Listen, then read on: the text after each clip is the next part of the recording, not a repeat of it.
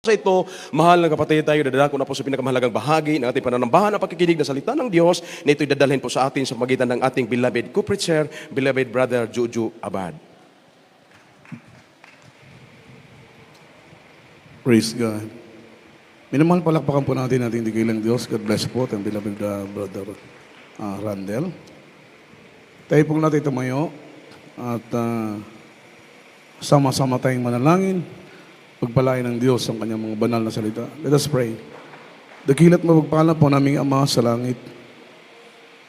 Diyos na makapangyarihan sa lahat, kami nagpupuri. Kami nagpapasalamat, mahal na Panginoon, sa iyong pagkilos ng mainam sa aming kalagitnaan. Damang-dama namin, mahal na Panginoon, yung presensya. Patunay na ikaw ay narito kasama namin, mahal na Panginoon. Salamat sa iyong dakilang biyaya na tigit sa lahat, sa dakilang kaligtasan na iyong pinagkaloob sa amin. Dalangin namin, Panginoon, leading prayer for beloved Honorable Pastor. Anoint thy words, O God, put thy words in my mouth. In the mighty name of Jesus, sama-sama naming sinasaway, ginagapos lahat ng demonyong hadlang, pag-arilangan, gawa, talang ng kaaway. Demons of doubt, sin unbelief, cast out, cast out, cast out in the mighty name of Jesus. Hallelujah!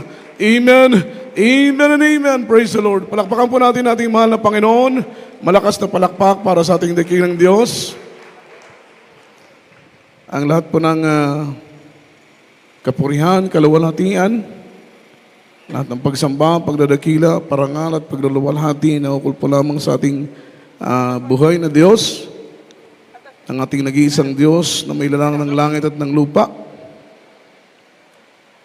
Give double honor and respect and cherish the blessed teachings, golden teachings of our parents in the Lord. Our beloved children, whole blessed Almeida family, and pleasant evening po, mga minamahal sa lahat po ng kanyang beloved co-workers, beloved co-preachers, at sa mga katuwang sa banal na ubasan ng ating mahal na Panginoong si Kristo, at sa lahat po ng ating minamahal na mga beloved musician, beloved choirs, at sa lahat ng ating minamahal na mga bisita, at meron man ay welcome po sa gawain ng ating dikilang Diyos, at sa lahat po ng ating mga webcast viewers around the globe, mula Luzon, Visayas, Mindanao, na patuloy pong umaantabay sa banal na gawain ng ating dakilang Diyos at sa lahat po ng ating minamahal at mga ginigiliw na mga kapatiran dito po sa dako ng Cebu, Central Visayas. Magandang gabi po, mga minamahal sa inyo pong lahat. Palakpakan po natin ating dakilang Diyos. At kumusta na po kayo, minamahal? Naway nasa mabuti po kayong kalagayan, taglay ang pagpapala at biyaya na galing sa ating pinakamamahal na Panginoon. Ang Diyos ay mabuti. Amen. Say amen. Ang Diyos ay mabuti. Ang Diyos ay mapagpala, mga minamahal. Tayo po'y tunay na pinagpala. We are blessed among the blessed dahil nakilala po natin ang ating pinakamamahal na Panginoong si Kristo. Tayo po'y pinagpala sa lahat ng pinagpala sapagkat nasumpungan po natin ang totoong gawain ng ating mahal na Panginoon, ang ating kaligtasan ay mayroon pong katiyakan. Tayo pinagpala sapagkat mga minamahal, meron po tayong pastor na malapit sa puso ng ating pinakamamahal na Panginoon. Kung tayo po ay mga minamahal, pipili ng pastor, wala pong ibang pastor, mga minamahal ko na ating nakilala sa ating panahon ngayon na malapit sa puso ng ating dakilang Diyos. At sa mga oras nito, mga minamahal, sapagkat hindi po natin mapigilan ng ating oras, tayo na pinadako sa pag-aaral ng salita ng ating pinakamamahal na Panginoong si Kristo na siyang pagkain ng ating kaluluwa, ating pong ihanda, ang ating pong mga ballpen, ang ating pong mga papel, ang ating pong mga Biblia, lalo tigit sa lahat, ihanda po natin ang ating mga sarili sa pakikinig ng salita ng ating mahal na Panginoon. Let's talk about the topic, the affliction of the righteous. The affliction of the righteous. Yung kadalamhatian, hirap, na pagdadaanan ng mga taong matutuwid, mga minamahal. Tayo po ay tagapagmana ng buhay na walang hanggang at ang sabi ng Biblia, dadalhin tayo ng Panginoon sa lugar kung nasaan siya. Amen? Lugar ng langit kung saan nandoon ang walang katapusang kagalakan, kapayapaan. Ang ating buhay doon ay magiging sagana, wala ng pagod, wala ng takot, wala ng pagkabalisa, wala ng pagod, mga minamahal, hindi ka na mauuhaw, hindi ka na magugutom sa piling ng ating pinakamamahal na Panginoon. Kaya tunay na, mga minamahal, ito po yung perpektong lugar mga minamahal na inaasam ng ating mga kaluluwa, pag samasamahin pa natin ang magandang lugar dito sa ibabaw ng lupa, ay hindi po may kukumpara ang kalangitan na pinangako ng ating mahal na Panginoon para sa iyo, para sa akin. Amen? Hindi lang kagalingan ng karamdaman ang pangako ng Panginoon. Hindi lang kalutasan ng mga problema. Hindi lang katugunan ng mga panalangin. Hindi lang pag-iingat sa gitna ng panganib at kapahamakan. Mga minamahal, ang pinakamainam na pangako ng mahal na Panginoon ay ang buhay na walang hanggang kung tayo po ay magpapatuloy sa paglilingkod sa ating pinakamamahal na Panginoong si Kristo. Pag-aralan po natin ang Biblia, ang sabi po rito mga minamahal, a Christian life is not a playground. It is a battleground. Yung buhay Kristiyano, mga minamahal, hindi po ito laro. Say amen. Kaya hindi natin dapat gawing biro ang paglilingkod sa mahal na Panginoon. It is a battleground. Amen? Once we offer our life to Jesus, we commit our life to Jesus, we come to Jesus, we enlisted our name in a spiritual battle. Say amen. Pag ibigay na po natin ang buhay natin sa mahal na Panginoon, sapagkat ito po ang pinakamainam na paglilingkod. Ang ibigay mo ang buhay mo sa Panginoon. Bakit po buhay natin ang ating ibibigay sa Panginoon? Dahil buhay din niya ang kanyang ibinigay, kaya't nararapat din na buhay natin ang ating ibibigay. Palakpakan po natin ang ating mahal na Panginoon. Ito po ang handog na pinakamainam sa lahat ng handog, ang pagbibigay ng ating buhay sa ating pinakamamahal na Panginoong si Kristo. Kami pong mga manggagawa, mga minamahal, ibinigay namin ang aming buhay sa ating pinakamamahal na Panginoong si Kristo. Kinalimutan namin ang aming pangarap, ang aming mga ambisyon. Binigay namin ang buhay namin sa ating mahal na Panginoon upang kami magamit ng ating dakilang Diyos sa pagpapalawak ng kanyang banal na kaharian. Kaya, this is not a playground. It is a battleground. Amen. Pag ibinigay mo ng buhay mo sa ating pinakamamahal na Panginoon, you enlisted your name in a spiritual battle. Ito po ay spiritual warfare. Amen. Our opponent, yung ating adversary, yung ating mga enemy, is Satan himself and his demonic ally. Siya po ang ating kalaban. Amen. Siya po yung ating opponent. Siya po ang ating kalaban. Hindi po natin siya nakikita. They are cunning. At the same time, they are intelligent. At the same time, they are powerful. Yung kalaban, mga minamahal, sila po ay dati-rating mga anghel. Si Satanas, bago siya naging Satanas, ang kanyang pangalan ay Lucifer. He is the right hand of God. Nung sila po ay nagrebelde kasama ng mga fallen angels, yung kapangyarihan na kanilang taglay bilang Lucifer, yung kapangyarihan na kanilang taglay bilang anghel, hindi po ito kinuha ng Diyos. Nanatili po sa kanila, amen, yung kanilang kapangyarihan. They are cunning. They are intelligent. They are powerful. At bilang ordinaryong tao, wala tayong kalaban-laban kay Satanas. Wala tayong kalaban-laban, mga minamahal, sa mga demonyo.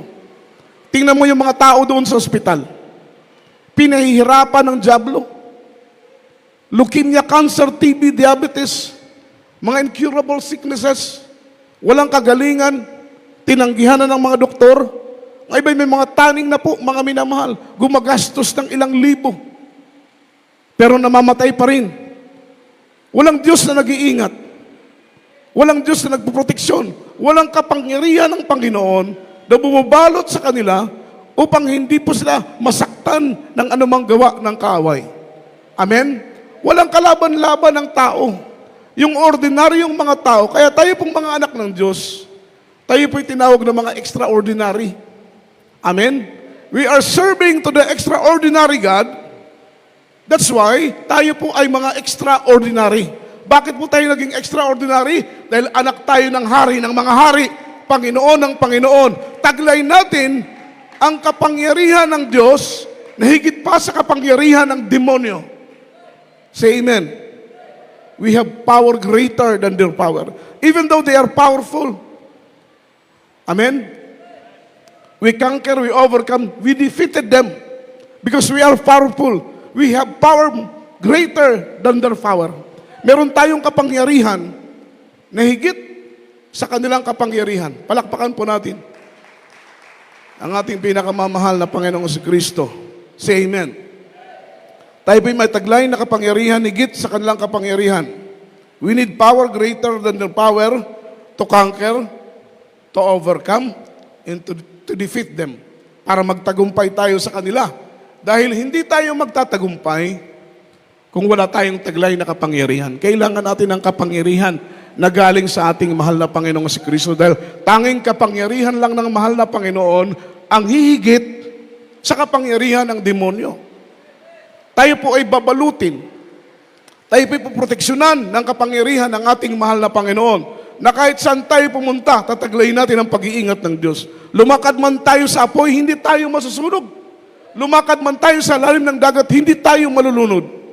Palakpakan po natin ang ating mahal na Panginoon. Mabubuwal ang 1,000 sa ating harapan, 10,000 sa ating tagiliran. Ngunit tayong mga anak ng Diyos, mananatili tayong nakatayong matatag pagkatataglayin natin ang pag-iingat ng ating pinakamamahal na Panginoong si Kristo. Kaya't saan man tayo dalhin, hindi tayo natatakot. Mababagabag ang maraming tao sa ibabaw ng lupa. Mababalisa ang maraming tao sa ibabaw ng lupa. Ngunit ikaw na anak ng Diyos, matutulog kang panatag, matutulog kang payapa, gigising kang panatag, gigising kang payapa. You sleep like a baby. Amen? Amen. Amen. Matutulog kang katulad ng isang bata. Palakpakan natin ang ating pinakamamahal na Panginoon. Di ba? Yung mga baby natin, pag natutulog, nakakatuwa silang tingnan. Walang takot, walang pagkabalisa. Hindi nga sila na problema kung anong kakainin nila eh. Masyado silang dependent sa kanilang mga magulang. Ganon din tayo, mga minamahal. Amen? Punong-puno tayo ng pagtitiwala sa ating pinakamamahal na Panginoon. Dahil alam natin ang mahal na Panginoon. He is God, faithful in all His promises. Lahat ng pangako ginagawa ng ating mahal na Panginoon. Malakas po na palakpak para sa ating dakilang Diyos. Ephesians chapter 6 verse 10, kindly po. Dito po sa aklat ng Efeso, Kapitulo 6, ang talata ay 10. Sa katapos-tapos ay magpalakas kayo sa Panginoon at sa kapangyarihan ng Kanyang kalakasan. Amen. Ano pong sabi sa English? Finally, my brethren, be strong in the Lord, in the power of His might.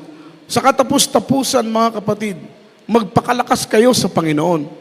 We are facing spiritual warfare. Hindi biro ang digmaang ito. Dahil hindi natin nakikita yung ating mga adversary. Hindi natin nakikita yung ating mga opponent. Amen? Hindi natin sila nakikita. At the same time, hindi mo pa sila nakikita. They are powerful, they are cunning, matalino sila. Mga tuso sila. Sila yung makapangyarihan. Amen? Kaya hindi biro yung ating digmaan ngayon. Kailangan natin, mga minamahal ko, ng kalakasan galing sa ating pinakamamahal na Panginoon. Kaya nga sabi ng Bible, finally, my brethren, be strong in the Lord by the power of His might. Sa kanyang kapangyarihan, kalakasan ng kanyang kapangyarihan. We need to submit sa ating mahal na Panginoon para i-anoint tayo ng Diyos. Palakpakan po natin ang ating mahal na Panginoon. We are facing on the last days. Masyadong critical. Masyadong mapanganib ang ating panahon, ating kinakaharap ngayon. Kailangan, mga minamahal, kung mainit ka noon, mas lalo kang magpakainit ngayon. Kung malapit ka, kung close ka kay Lord noon, dapat ay maging lalo kang close sa ating pinakamamahal na Panginoon. Dahil, mga minamahal, baka biglang mag-take place ang rapture anytime now. Bigla pong tumunog ang huling tunog ng trompeta. We need to make it sure na tayo po ay kasama, na kukunin ng ating pinakamamahal na Panginoon upang anumang ating pagpapagal, anuman ang ating sakripisyo, anuman ang ating ginawa para sa paglilingkod sa mahal na Panginoon, ito po ay hindi maging walang pakinabang. Hindi po masayang. Amen? Di ba nakakalungkot? Nag-expect ka ng langit, pero pagdating ng rapture, may iwan ka. Sayang yung pagod, sayang yung sakripisyo. Kaya huwag bibitaw, huwag susuko. Dagdagan ang ating pagsusumikap. Dagdagan ang ating pagpapakainit. Dagdagan ang ating pagpapagamit. Malapit nang tumunog ang huling tunog ng trompeta. Amen? Nakikita natin ang iba't ibang uri ng mga tanda. Mga minamahal, gawin po nating handa palagi ang ating sarili. Ano man ang mangyari, mga minamahal, langit ang ating destinasyon. Palakpakan natin ang ating pinakamamahal na Panginoon. Sabi ng Bible, to overcome trials. Kasi may pagsubok eh. Amen. Meron talaga niyan, hindi yan pwedeng mawala. Makakapagpahinga lang tayo sa pagsubok, makakapagpahinga lang tayo sa kahirapan kapag tayo nasa piling na ng mahal na Panginoon. Say amen. Pero as long na tayo pa ay nandito sa lupa, left and right may pagsubok, left and right may pag-uusig, left and right may kahirapan. Amen? Pero ang sabi ng Biblia, mga minamahal, to overcome trials, it is needed to be rooted and established in Him. We need to be rooted. We need to build up in Him. We need to be established in Him. Kailangan ng Kristiyano, magkaroon tayo ng malalim na ugat sa pananampalataya. Amen? Dahil kapag mababaw ang ugat mo sa pananampalataya, wino-workout yan. Pinagtatrabaho yan. Kailangan magkaroon tayo ng malalim na ugat. Ang puno, hindi mo masasabing punong ay matibay sa magitan lang kanyang katawan. Merong punong maliliit, pero merong punong malalaki. Hindi mo pwedeng sabihin na, eto malaki ang puno na to, siguradong matibay ito pagdating ng bagyo. No. Yung tibay ng puno, wala sa puno. Wala sa kanyang katawan. Yung tibay at tatag ng puno, nakadepende po yan sa lalim ng ugat, pagkabaon ng kanyang ugat sa ilalim ng lupa. Nakuha po ninyo?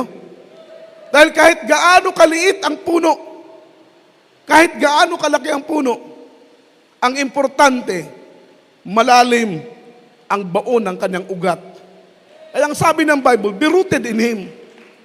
Mangugat sa pananampalataya para kahit anong shaking, kahit anong pag-uga ang dumating sa buhay natin, nananatili pa rin tayong naglilingkod. Bakit po? Dahil malalim ang baon ng ugat ng ating pananampalataya. Ito po hindi lang para sa inyo, kahit sa aming mga manggagawa, kahit sa aming mga preacher. Ito po ay applicable sa lahat. Dahil lahat tayo ay dadaan sa pagliglig ng ating pananampalataya. So we need to be rooted. Say amen. Naalala ko, meron pong isang kwento sa dako ng India. Meron pong isang cedar tree. Itong cedar tree, ito po ay sikat sa kanila. First class na uri ng puno ang cedar tree. Ito'y inuukit nila, ginagawa nilang mga graven image, mga idols nila, sinasamba nila. Kaya ganun kamahal, ganun ka first class yung puno ng cedar tree. Meron pong isang businessman, nagbigay ng seedlings sa mga tao, tagsasampu. Ang sabi niya, bawat puno pag mabuhay ninyo, bibigyan ko kayo ng 10,000. So 10, mga minamahal, 100,000 pag mabuhay lahat. Nagtanim ang maraming tao. Ngunit mga minamahal, ang nakakalungkot, pagdating ng bagyo, pagdating ng ulan, yung kanilang cedar tree, tumba lahat. Maliban sa isang tao na nagtanim, lahat ay nakatayo. Nagtanong ang iba, bakit ang amin nabuwal? Ang sayo na natiling nakatayo, anong sikreto mo? Ang sabi ng tao, yung sikreto ko, hindi ko diniligan ng diniligan yung aking tanim. Dahil kapag diniligan mo ng diniligan, hindi na babaon sa ilalim. Dahil ang tubig ay nasa ibabaw. Siyempre nga naman. Bakit pababaon ang ugat kung may tubig sa ibabaw? Say amen. Nakikinig po kayo, minamahal. Bakit babaon ng malalim kung may tubig naman sa ibabaw? Kaya ang ginawa niya, hindi niya diniligan ang diniligan. Yung ugat ng cedar tree, dahil kulang ng dilig, bumaon ng malalim, hinanap ang tubig sa ilalim ng lupa. At dahil bumaon ng malalim ang kanyang ugat, dumating ang bagyo, dumating ang unos, malakas na ihip ng hangin, ang puno na yon ay hindi po nabuwal. So ibig sabihin, maliwanag na nakadepende yung tibay, yung tatag ng ating pananampalataya ay nakadepende sa baon ng ating mga ugat. Kaya maraming nawawala, maraming natitisod. Yung iba nga dyan, pinakita ng langit pero nawawala pa rin. Grabing testimony, major testimony, pero nawawala pa rin. Bakit po, mga minamahal? Mababaw yung baon ng kanyang ugat. So be rooted in Him. Be established in Him. Be built up in Him. Yun po ang pinakamahalaga sa paglilingkod sa ating pinakamamahal na Panginoong si Kristo. Colossians chapter 2 verse 7. Kindly. Ito po sa aklat ng Colosas, Kapitulo 2, ang talata 7, na nangauugat at nangatatayo sa Kanya at matibay sa inyong pananampalataya, gaya ng pagkaturo sa inyo na sumasagana sa pagpapasalamat. Amen. Be strong in the Lord. Be rooted in Him. Be established in Him. Yun po yung ating kailangang i-workout. Yun po yung ating kailangan ipagtrabaho. Gaya nung last preaching ko, the apostles, they prayed to the Lord that the Lord increase their faith. Dahil kapag matibay ang iyong pananampalataya, kahalintulad ito na matibay ang iyong ugat sa paglilingkod sa ating mahal na Panginoon. Following verse, Psalms chapter 55 verse 22. Dito po sa aklat ng mga awit, Kapitulo 55, ang talatay 22. Ilagay mo ang iyong pasahan sa Panginoon at kanyang alalalayan ka. Hindi niya titiising makilos kailanman ang matuwid. Amen. Palakpakan natin ang salita ng ating dakilang Diyos. Ang sabi ng Bible, cast all thy burdens upon Him. Kapag ibigay mo ang pagtitiwala mo sa mahal na Panginoon, according to the scriptures, according to the Bible, when you cast all thy burdens upon the Lord, He shall sustain thee. Kapag ibigay mo ang lahat ng iyong pasan, huwag mong suluhin ang problema, huwag mong suluhin ang kahirapan, ano man ang burden mo, ano man ang dinaranas mong problema, ano man ang dinaranas mo mga minamahal na kahirapan, huwag mong suluhin. Amen. Ibigay mo sa ating mahal na Panginoon, Lord, tulungan mo ako sa problema ko. Diba? Dahil ang Diyos nating pinaglilingkuran, hindi siya bingi. Hindi siya kagaya ng Diyos nating pinaglilingkuran noon na merong mata hindi nakakita, merong kamay hindi nakakahawak, may paa hindi nakakalakad. Amen? Merong tenga pero hindi nakakarinig. Ang Diyos nating pinaglilingkuran. Loud and clear. Once na tayo po ay manalangin sa Kanya ng taos-puso, mga minamahal, ang mga panalangin natin ay paiilan lang sa kaharian ng ating dakilang Diyos. At ito'y pakikinggan ng ating mahal na Panginoon. Ano po sabi ng Biblia? When the righteous cry, the Lord hear it.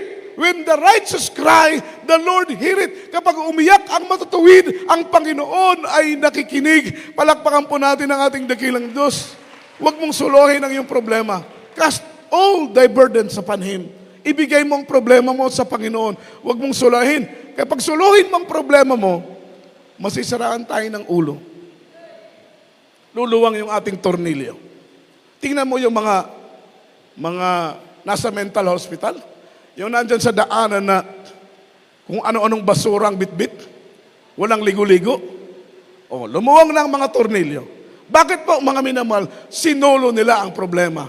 Pero ikaw na may Diyos at nakita mo, start from the very beginning, na naglingkod ka sa mahal na Panginoon. Mga minamahal, nakita mo ang kilos ng Diyos sa buhay mo. Maraming problema nang dumating, maraming pagsubok nang dumating, maraming kahirapan nang dumating, pero nanatili ka pa rin nakatayong matibay at matatag. Ito'y patunay, mga minamahal, ng pagtitiwala mo sa Panginoon ang nagbibigay lakas sa iyong pananampalataya.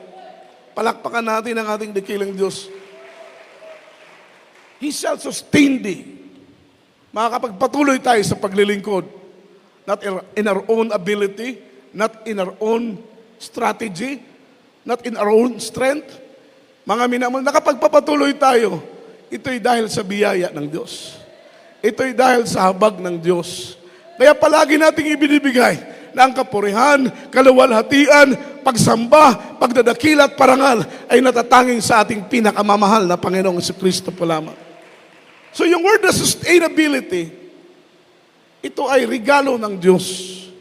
Amen? Di ba? May mga sitwasyon na parang gusto nating bumitaw, gusto nating umayaw, gusto nating tumalikod. yung pagsubok na below the belt na, parang hindi na natin kaya, mga minamahal, pero nagtitiwala pa rin tayo sa mahal na Panginoon. Magugulat ka, mga minamahal, pag araw ng gawain, itinutulak ka ng presensya ng Diyos. Dumalo sa gawain ng ating pinakamamahal na Panginoon. Dahil nasa gawain ng Diyos ang ating panibagong kalakasan sa paglilingkod sa ating pinakamamahal na Panginoon. Sunod na talata, mga minamahal, Psalms chapter 34, verse 19 up to verse 20. Dito po sa aklat ng mga awit, Kapitulo 34, ang talatay 19 hanggang 20. Marami ang kadalamhatian ng matuwid, ngunit iniligtas ang Panginoon sa lahat. Kanyang iniingatan lahat ng kanyang mga buto, wala isa man sa mga iyon na nababali. Amen. Amen. Ano po ang sabi ng verse 20? Kindly po. Verse 20 sa screen. He keepeth all his bones. None, one of them, shall be broken. Grabe, no, mga minamahal?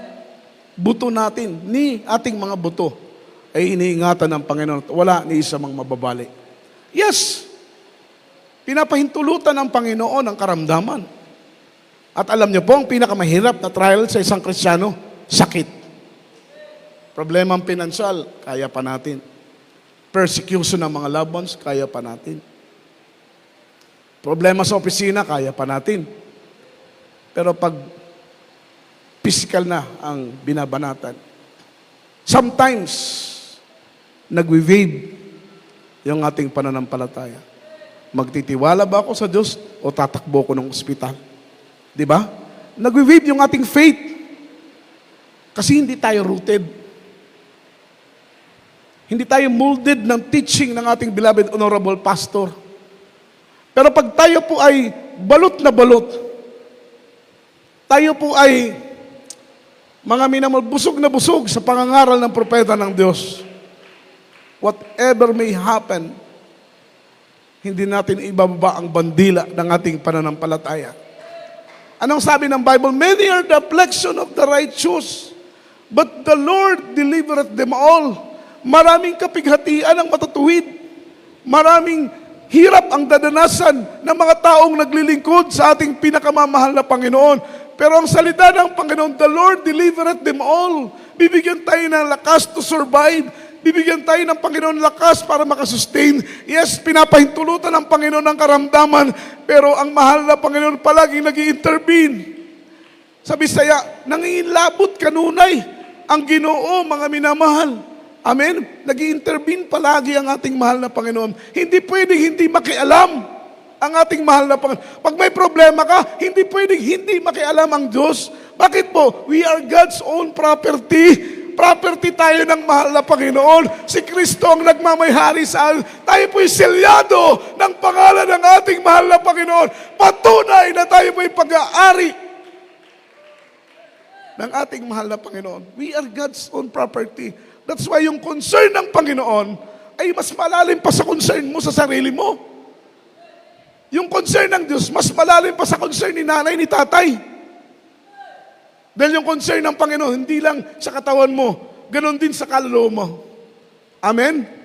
He's the keeper of our soul. Ay yung concern ng Panginoon ay napakalalim. Kaya, hindi pwedeng hindi siya makialam. Pag may problema ka, makikialam ang Diyos. Pag may karamdaman ka, makikialam ang Diyos. Kapag nasa panganib ka, makikialam ang mahal na Panginoon. Pinapahintulutan niya ang problema. Yes, pinapahintulutan niya ang karamdaman. Pero hindi tayo kailanman pinabayaan ng ating mahal na Panginoon. Diba?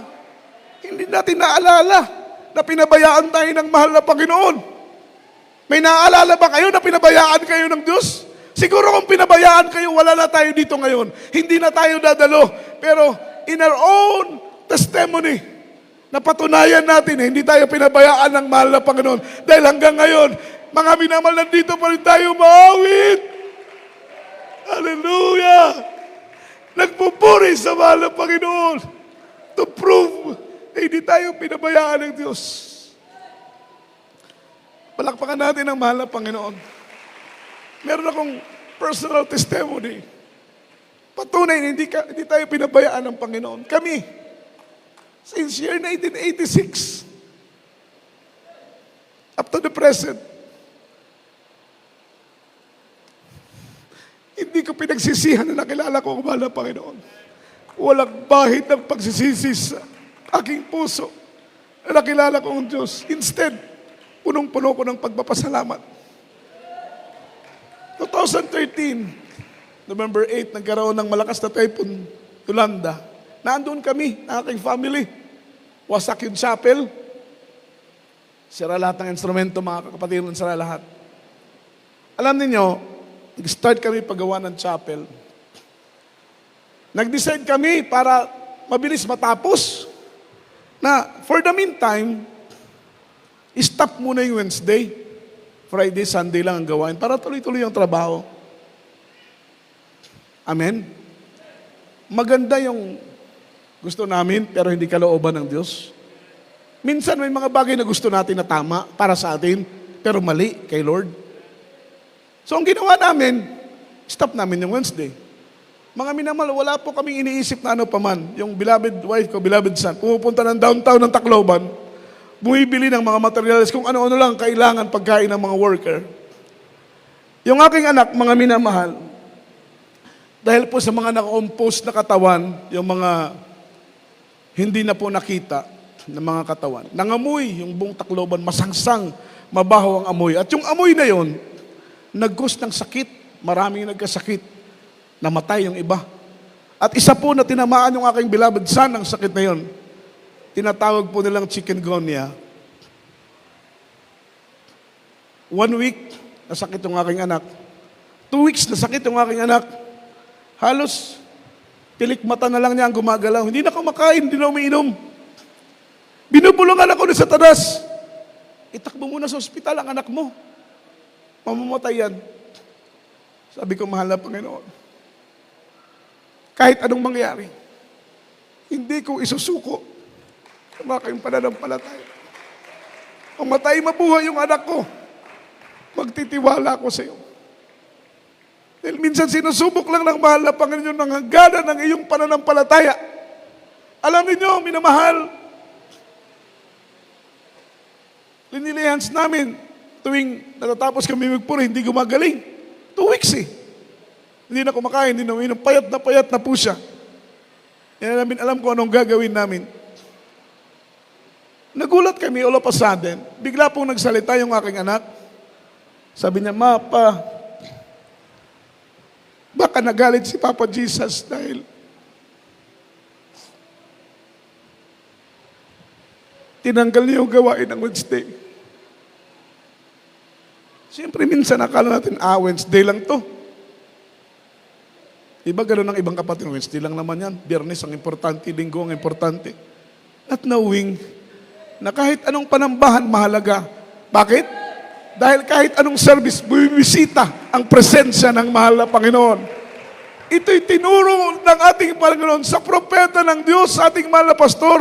Kaya meron tayong Wednesday, meron tayong Friday, meron tayong Linggo. Bawat panambahan, ito'y mahalaga sa ating pinakamamahal na Panginoon. Palakpakan natin ang ating dakilang Diyos. Ano pong nangyari, minamahal? Alam niyo, mga minamahal, sinabi ng aking beloved son, karakada kami lumuhod. Umawit kami ng isang awitin, hindi pa tapos kami kumanta. Grabe na yung moving sa amin. Grabing presensya ng Diyos. Nagsisi kami, sabi ko, mahal na Panginoon, next week, ibabalik na po namin agad-agad ang gawain.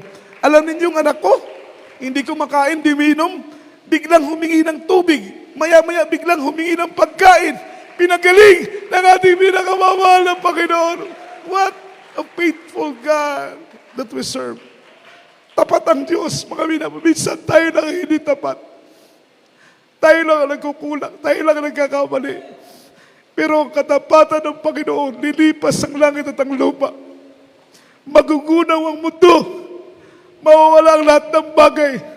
Pero ang katapatan ng mahal na Panginoon ay mananatili magpakailan kailan po man. Tayo mawit sa Diyos. Purihin natin ang mahal na Panginoon. What a faithful God. Tapat ang Diyos, mga minamahal. Kahit anong mangyari, gaganapin ng Diyos sa kanyang salita, kanyang pangako. Ilang henerasyon na ang lumipas. Pero ang katampanan ng Diyos, hindi nagmamaliw. Ang katampanan ng Diyos ay hindi kumukupas. Ang katampanan ng Diyos ay hindi nilipan. Umawit tayo sa ating mahal na Panginoon. Purihin natin ang